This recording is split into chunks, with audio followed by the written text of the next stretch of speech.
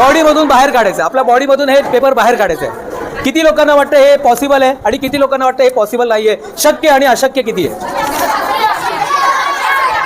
अशक्य आहे. वा, व्हेरी गुड. किती लोकांना वाटतं अशक्य आहे? हा, मी कधी डॉक्टर होऊ शकत नाही मॅडम. आम्ही काय बेतुर्गा पाड्यावरती राहतो ना.